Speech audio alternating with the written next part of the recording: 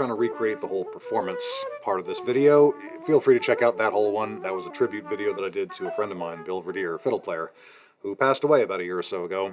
And this was a tune that I learned from him, a setting that I got from him. So please do check that out if you want to learn more about one of the cornerstones of the Irish music scene here in Nashville, where I live. For now, we're going to work on the basic melody, of course, starting with the first half of the A part. So grab a D whistle or a D flute, or a low whistle, or whatever tickles your pickle, I suppose. But here we go, starting with the basic melody.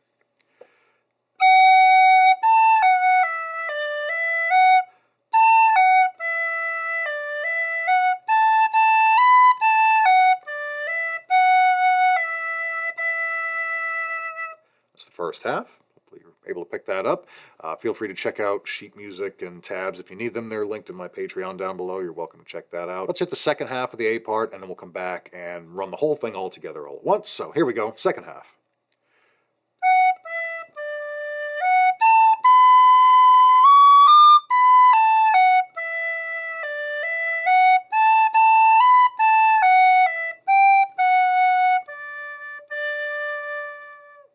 Cool. Hopefully that made sense. Let's run the whole thing all together once through the A part.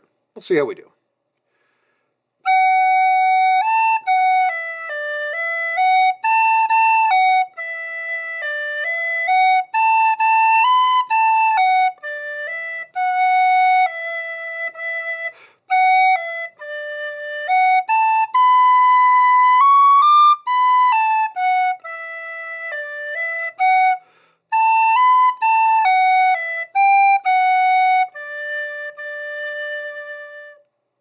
Yay, hopefully. Hope you guys got through that all right. If not, go back, run that a few times, see if you can pick up the basic melody and check that out. Let's move on with the B part here, which starts off in the second octave, but doesn't go too high. So here we go.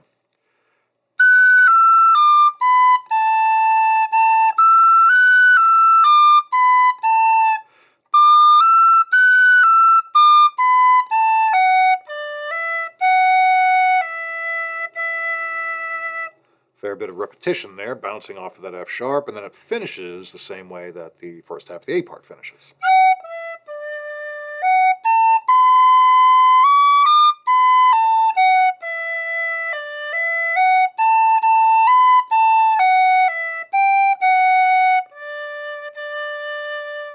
Cool, right? So you don't really have to learn a whole lot. Let's run the whole B part all the way together, which is really just half of a bit than the other half of the A part, but here we go, all the way through the B part.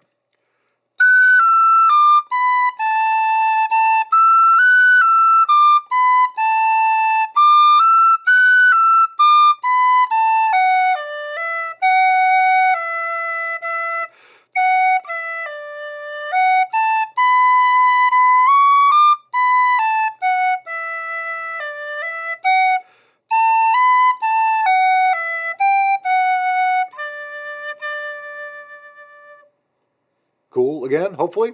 Hope you got that sorted out. Make sure you get the basic melody before we dive in with the advanced ornaments and such.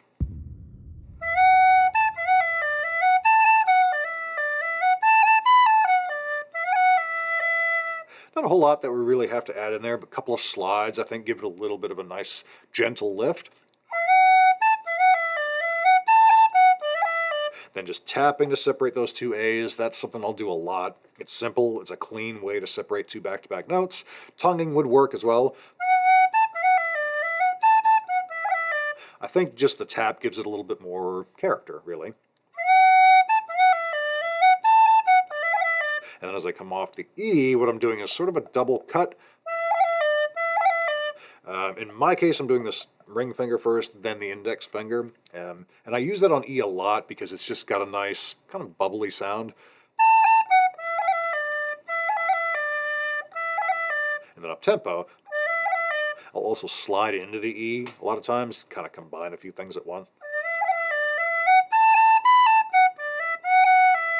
Same thing there, tapping to separate the A's. As I come to the F sharp, really that's two F sharps. You could play it that way, tonguing to separate, but for the phrasing purposes, I like to kind of elongate that. So it makes it sound like it's just sort of one long note separated with just a little bit of a cut in between there, just to give it a little bit of a boost. And then a quick simple tap to separate the two E's to finish the phrase, before we then come around to that all-important ending phrase, because again, we use that at the ending of the A part and the B part. Since it does repeat, we want to make it interesting each time, or at least give it some little bit of uniqueness each time we can. So, I'm doing the same thing we do before, that tap on A, and then you could throw in, say, that earthquake ornament. As I come back to the A the second time, when I land, go from B to A, popping that top finger off as if it causes an earthquake. That's where I get that name from. And then you could double cut on the E again, same thing that I did before. Nice cool way to end that phrase, I think. Could do just a single cut there. Also works. Just another way to mix up the overall groove and the flow of that phrase a little bit each time, just to give it some character.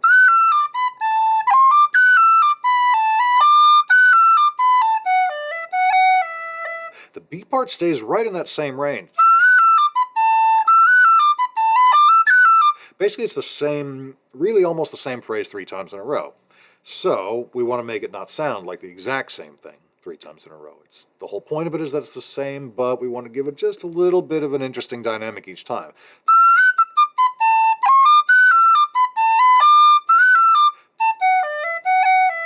A couple of things there. So you got a slide in there, slide with some tonguing, cutting the highest note in the phrase, which is the F sharp.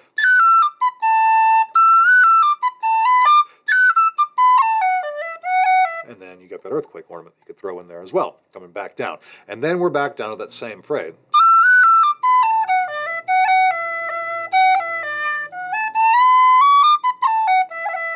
Same thing we did before. So use some of these and mix and match. You know, I wouldn't try to play it exactly the same way every time. Try to give it a little bit of variety each time, and you might find some kind of cool things just sort of fall out of the whistle that way. Let me know what you guys think. I'm trying to keep this tune alive in my friend's memory, so I think it's a great tune.